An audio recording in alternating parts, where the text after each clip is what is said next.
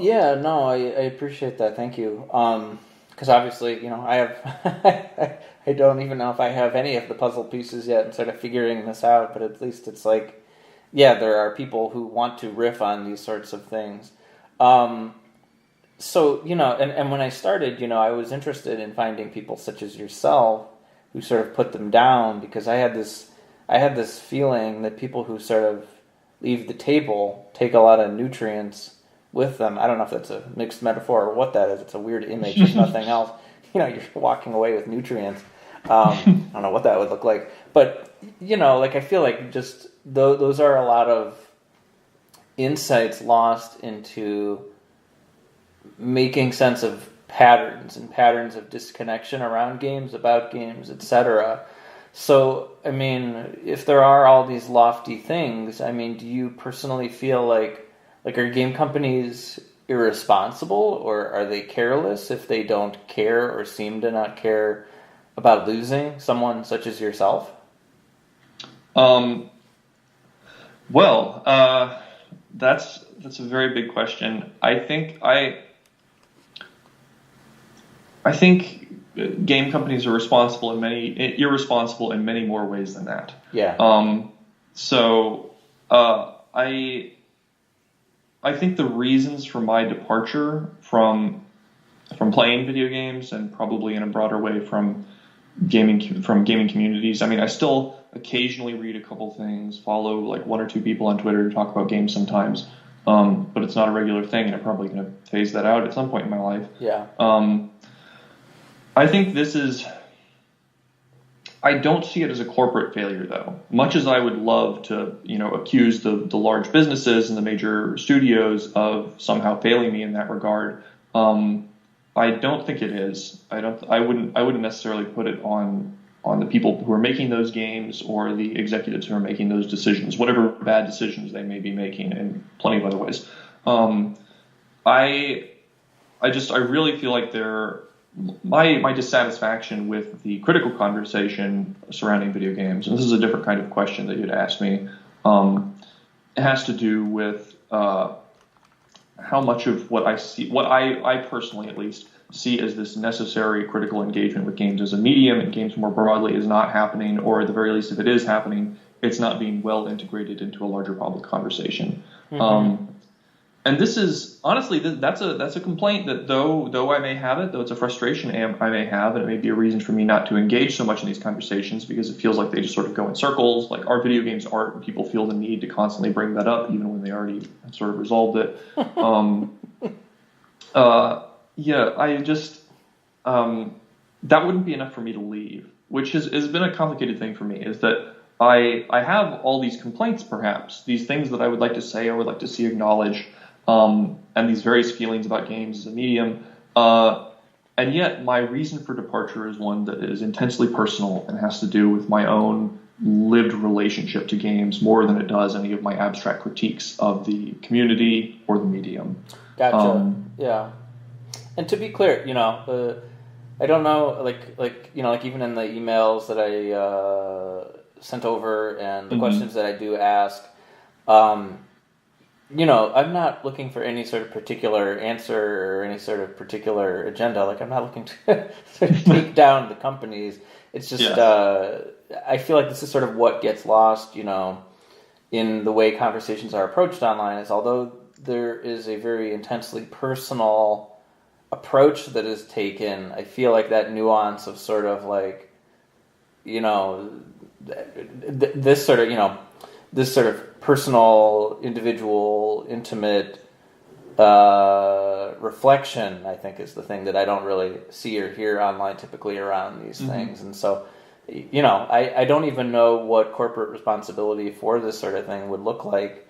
And so it absolutely makes sense to me, sort of like how you could come to the conclusion that, like, you know what, I'm good and I'm going to try to put them down. And I totally understand that, this is more, it's partly on them, maybe it's more on me. And I think that we had even been emailing about this, and, as we continue from here, I guess the questions are going to get more and more abstract and big. But, I think another part of why I do this is to try to help connect dots from games to people who find the whole space just impenetrable and mystifying and perplexing. And not for them. I'm not saying it has to be for everyone, but like why do you think video games matter to to human society? Like, you know what I mean? Like, it's not a foregone conclusion that we would have invented them, and they would still be going decades and decades later. But as you're sort of parting ways at a fork in the road, like starting to look out, still with a foot inside, like, why do you think that they matter to us as a species? Yeah, okay, you're quite right when you said that these questions were going to get a little more abstract. Yep. I think that. So I'm not sure how. I'm going to present a somewhat effectively cynical position here, and then I may back off of it a little bit. But sure. I think it's basically a way to stall time. It's a thing for people to do. I suppose that's all of culture, right? Yeah. I think games, especially like things that are simply entertaining, or to the extent that games are supposed to be just a form of entertainment. It's a way for people to do things when they don't have to look for food or sleep or procreate. That is better than just staring at a wall. Yeah. And video games have become very good at doing that. Extremely good, so much so that people will do as much of them or engage with as much of them as they can while doing the bare minimum of everything else. So I think that's one reason in which descriptively they're important, is that they are, like, games broadly, not just video games, are a way of killing time. I think they're also valuable as a form of engagement with other people, and this is the less cynical form of what I think is important, or the less cynical argument that I would put forward about them. It's related to what I was saying about how they're a form of expressing ideas or experiences. They are a form of training. They are a way of understanding the world that is a way of connecting with other people. Like games are sometimes simulations of other experiences and ways of learning something about the world in that sense, like war games or things like that, training. And that one could say that broadly about culture as well. I mean, you said, culture is maybe like all culture is a way of killing time. But yeah, but it's a way of learning about life more intensely, more specifically than having to go through living it. Like, there's only so much life that a single person can live. But if you can read a book, if you can read someone else's life, if you can play through a set of experiences and see how things fit together, then it's a way of learning how to live a life, basically. And that video games are artistic in that sense, and they allow us to experience things beyond the immediate confines, or that purport to be beyond the immediate confines of our physical boundaries, of whatever town we're born in, of whatever rooms we're sleeping in.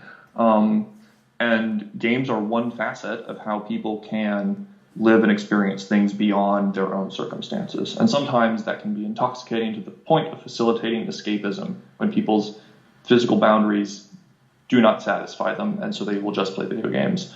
But I think that that's the slightly more optimistic version for me or the less cynical version for me of what video games do. Kills time, but also it's a way of learning how to live life. It can be two things. Yeah. It can be at least two things. So, I mean, I hear people say this a lot, and they talk about video games as a new thing, or as you put it, I think like a relatively new contemporary phenomenon, which is absolutely right. At least video games. So can you tell me, like, from where you sit, like, how do they still feel new in your eyes? So I think video games are notably different from other forms of games, given how much the technological components maintain the game environment and perform an important form of maintenance for the player or players.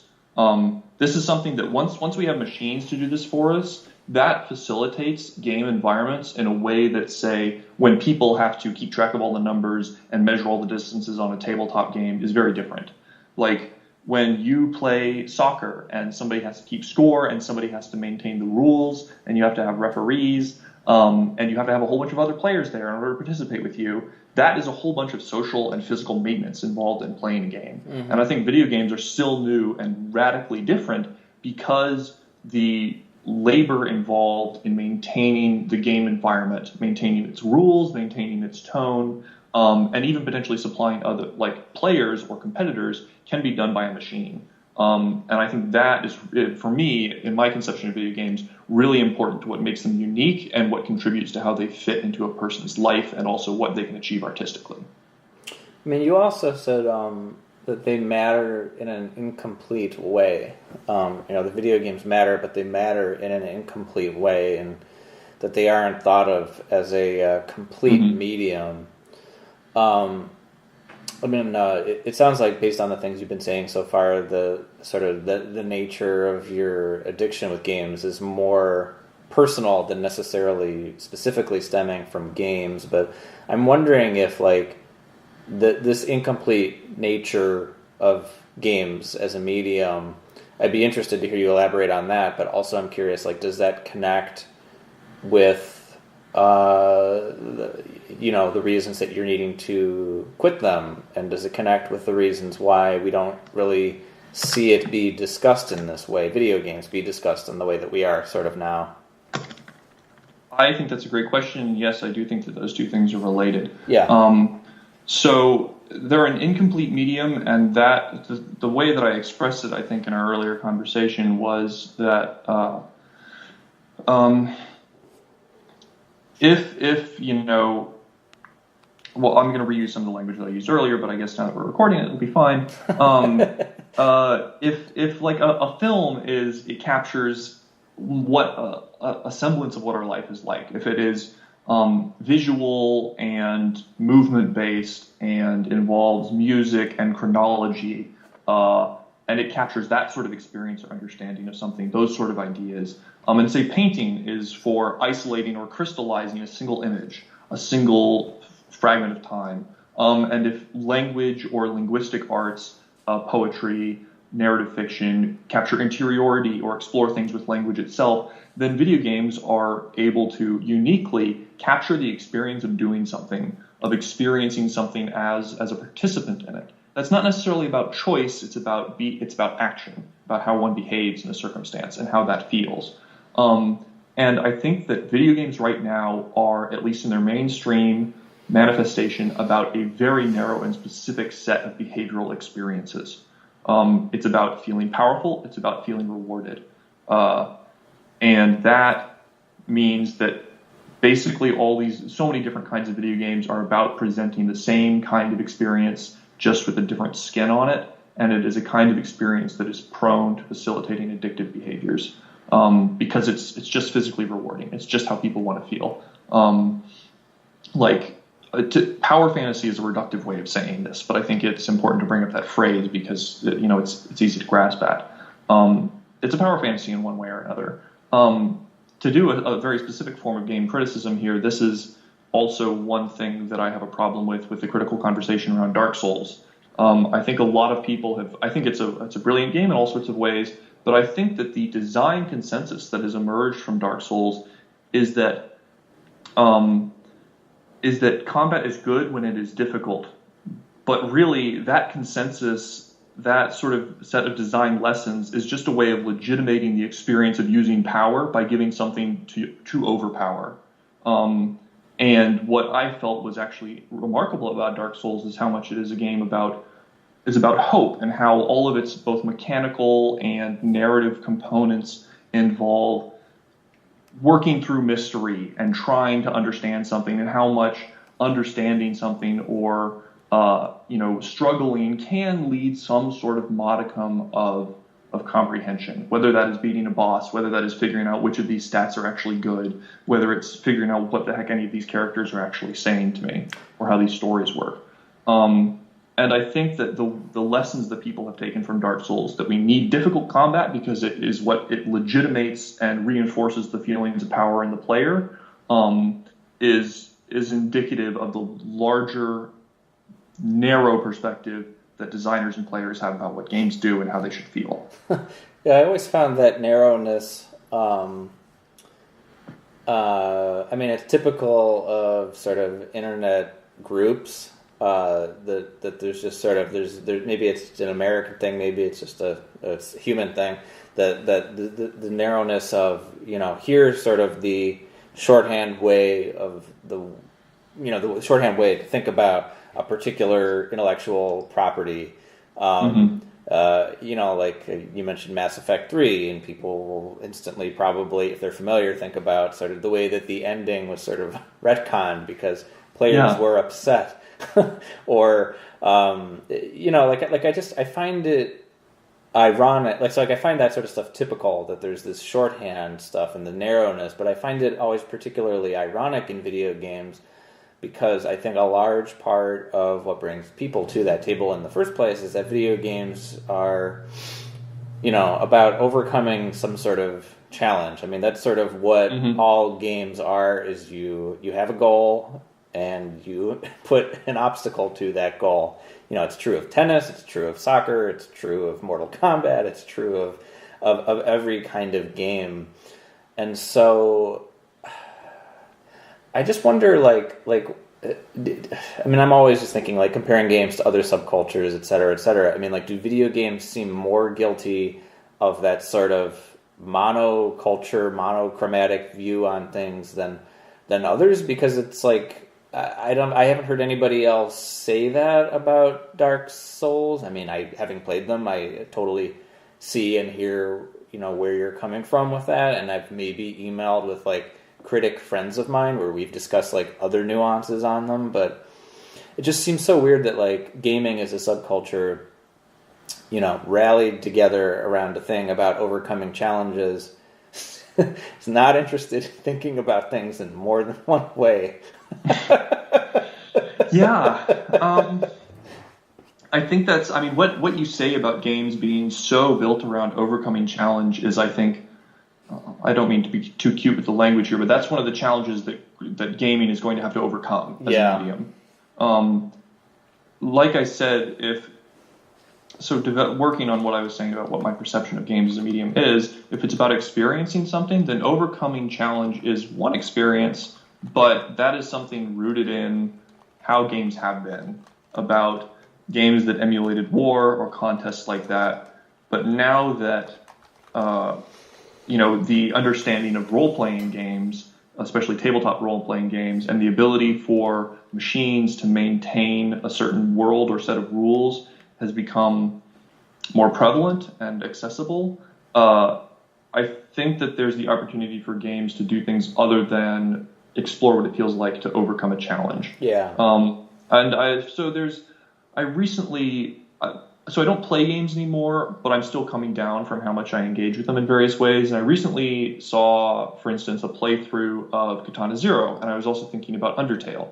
And these are two games that involve a lot of messing around with timelines and the player making choices with, timeline knowledge. And I think both of those games are successful to an extent in eliciting emotions from the player by doing that are not just about overcoming experiences, but how it feels to make a specific kind of choice. And for instance, Undertale can be played through in various ways, and it has some difficulty to it, but what is emotionally interesting about the game is not whether or not one can, go through the little bullet hell mechanics, but how it feels to repeatedly click mercy on a character and insist on that. There's only maybe one option, but one gets the feeling of doing that kind of action. And it's not difficult, in spoilers for Undertale here, but have you played Undertale? Am I going to be talking about I have. I have, yeah. Someone I interviewed for this a couple of years ago bought me a copy of it, and I did play it. I mean, I had heard of it, I just hadn't gotten around to buying it yet myself. But you can spoil away. I have played it and beaten it. You may be spoiling it for others, but it's been a couple of years at this point, and Yes. a sequel is on the way, so I think you're okay. And I mean, what I'm talking about is the experience of doing something. So even spoilers for it won't. Even there's no real way to spoil that. Right. Is that, for instance, like at the very end, or at the end of one of the endings, when Flowey has just been defeated, and you have the choice to either kill or provide mercy.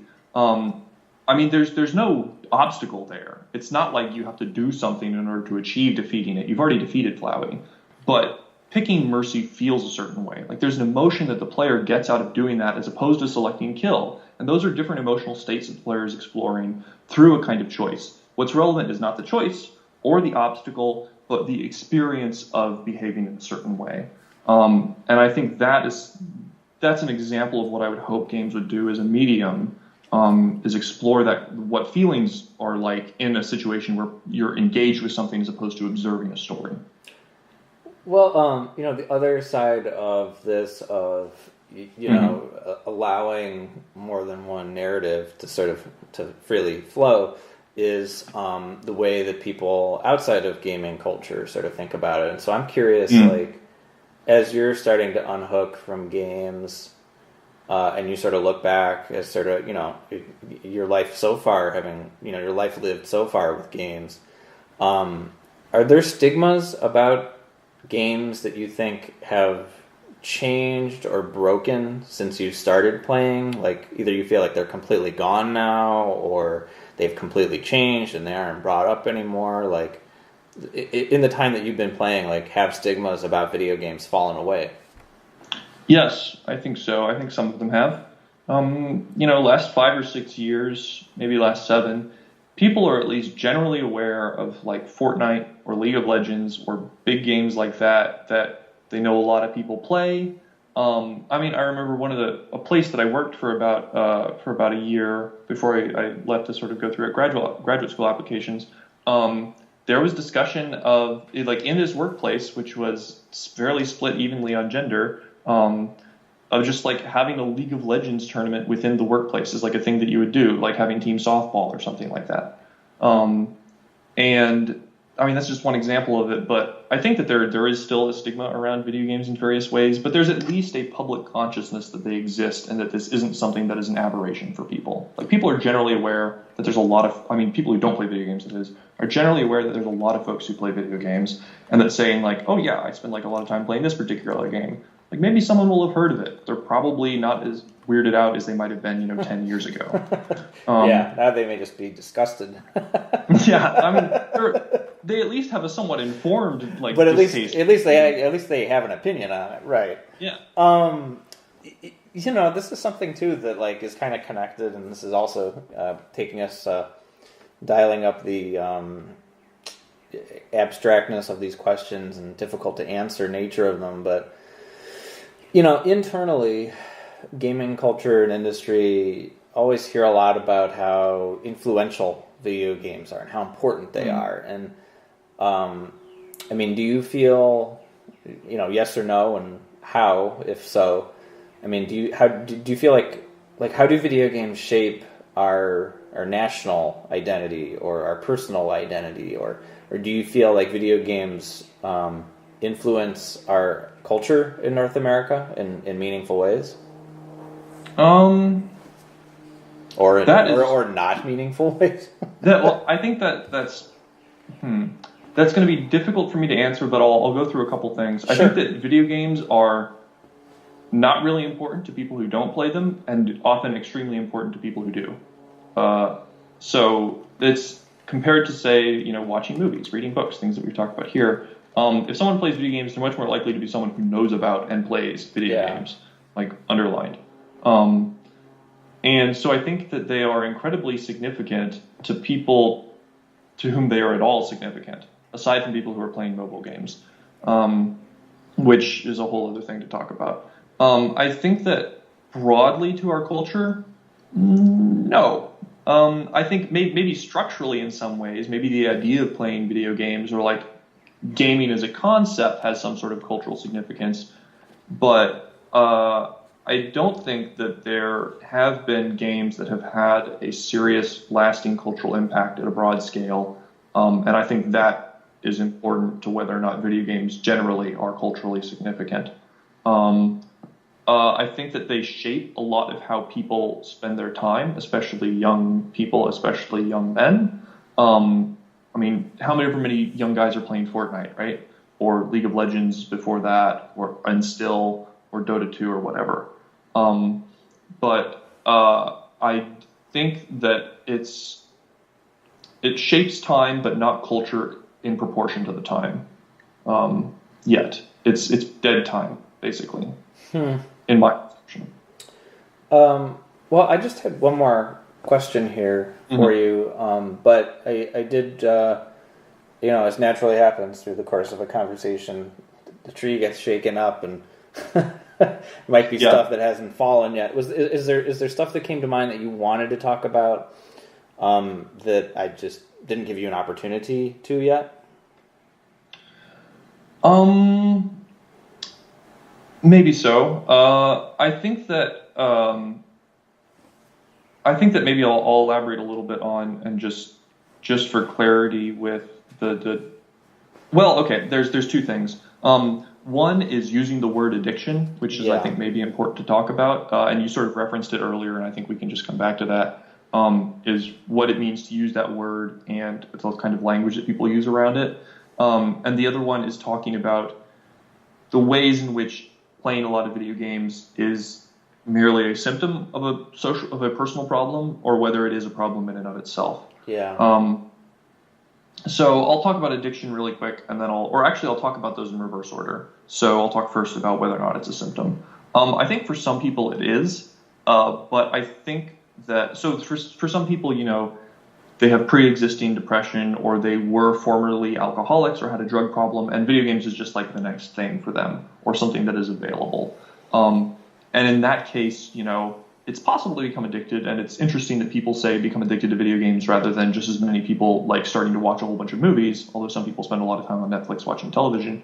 But I do think there is some contingent of people, when talking about addiction, that one should recognize as there are underlying emotional issues here that are way more important to handle than actually video games. But this is the other part that is, I think, uncomfortable. I think it's also important to recognize, and this was my experience, is that there were ways in which video games offered emotional support to me, or there are various things that I worried about. A whole complicated constellation of inner experience related to one's position in the world. Whatever, that's a big topic. But I do think that, for me, video games per se were the problem and have been the problem. Since I've stopped playing them, there are obviously all sorts of other ways in which I spend time or waste time that I notice and that I'm thinking about, but it really was video games. It's not like I've started drinking a lot. It's not like I've started doing anything else. It's not like I have suddenly all these other unresolved emotional issues that I have to handle. It just was video games. And that was because I started playing them at a young age, and I played them a lot, and I got used to fitting them into my life because they could fit easily into my life in a way that other things couldn't. And I don't think that had to do with some sort of emotional trauma on my part or anything with my personal context, very supportive parents, good schools, all that sort of stuff. And I do think it is just important for me to state and make clear that it really was video games themselves that were the issue here. There are various ways in which saying and getting myself to calm down or think about my life differently has helped me stop, but the problem has been playing. So to get to that question about, or to get to that issue of addiction and the language that people use around it, I decided to use that word to describe my circumstances because it provided me a useful, conceptual way to engage with my circumstances. It's not like I think, it genuinely is an addiction in any way in any ontological sense. That wasn't really an investigation that was relevant to me personally. It was just when I called this addiction, I could look at what other people had said about addiction and use those sort of behaviors or tools to treat my own behavior. And I think that there is a huge cultural weight invested in the use of that word, which wasn't personally relevant for me. But I do think people should get sort of comfortable saying it. Like there's a whole lot of connotative weight in the language that we use to discuss these problems, or that we might use if we talked about them. And I think just sort of getting used to that kind of language is important. And I think I would also be fine with people talking about these issues, playing video games a lot related to video games, without using the word addiction. It's sort of whatever's valuable, but it has happened to have been a valuable word and a valuable framework for me. No, I think it's something. I mean, I really appreciate you reaching out and opening up to talk about it. I think it's important and should be part of the larger tapestry of conversations about video games, especially when as I shared with you too, like an interview I had done earlier on, when in that interview we had discussed sort of the ways in which industry embraces that language around addiction as a marketing feather in the cap, also, or in a way. I guess I could say also. And so, for me personally, just I didn't know how to parse, your labeling of that behavior. I figured I probably wouldn't know really the specifics until we spoke. And so I just wanted to thank you for sharing and elaborating. And obviously, if you've done a fair amount of thinking on this before you bothered emailing me. So I guess I'll just ask you this big last question. What do you feel video games have accomplished?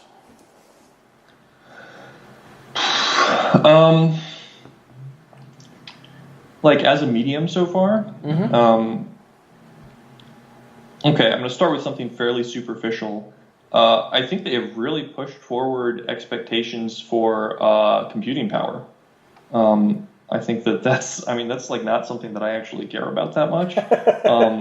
But I do think that video games have been at the forefront of increased rendering ability and real-time rendering and various forms of computer optimization.